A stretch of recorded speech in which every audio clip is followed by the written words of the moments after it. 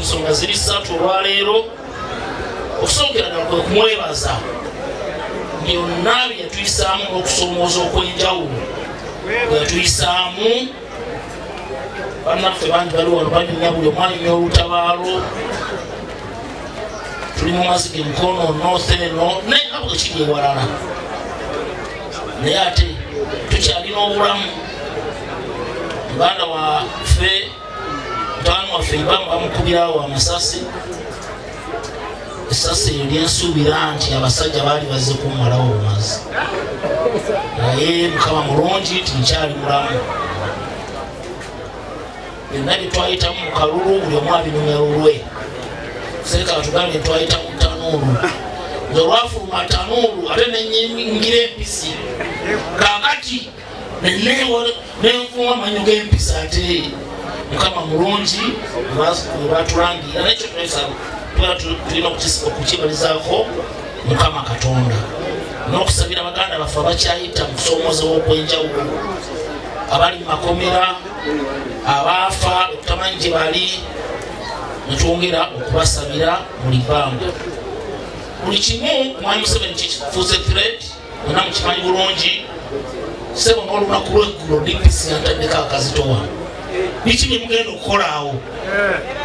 Mugenda kukola ng'ebyabadde Lubaga. DPC okimanyi buli mwaka wano nteekawo essaala okusaba buli mu kisiibo.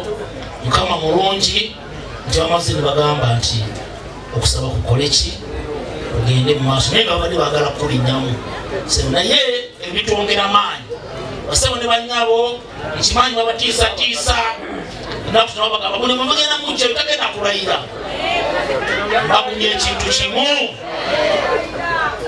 bagumya ekintu kimu. Ebintu byabo engeri gye bitambulamu ngenda okuyita lopu maaso ga Mukama Katonda. Mwambi maaso ga Mukama Katonda kibuule twamusalako omutwe. Ne bw'aja n'atya mbabuulira bakyaddamu.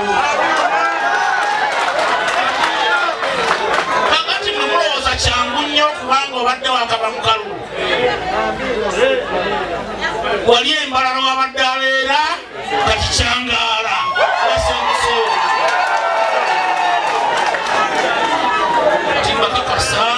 Nuwali nakabago nawe ate yatundawo kati n'ekitangala eky'olubeerera kimwakire aterekere emirembe.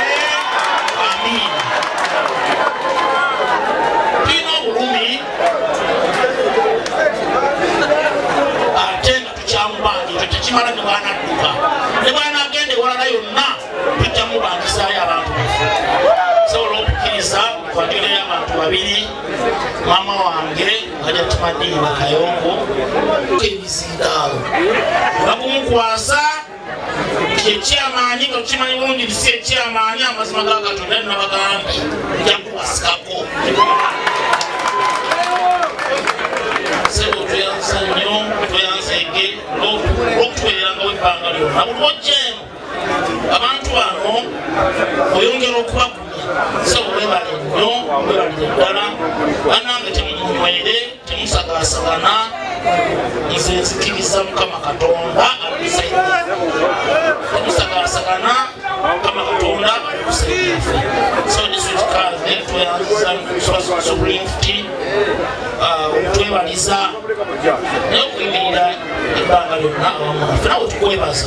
Amazima ebigambo buli obyogera batandise okuyikiriza amakeresiya, amakanisa bajja.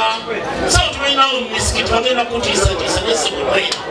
Sawa sadaka ka Buganda wange ali Mukama Katonda tukumire kana namwe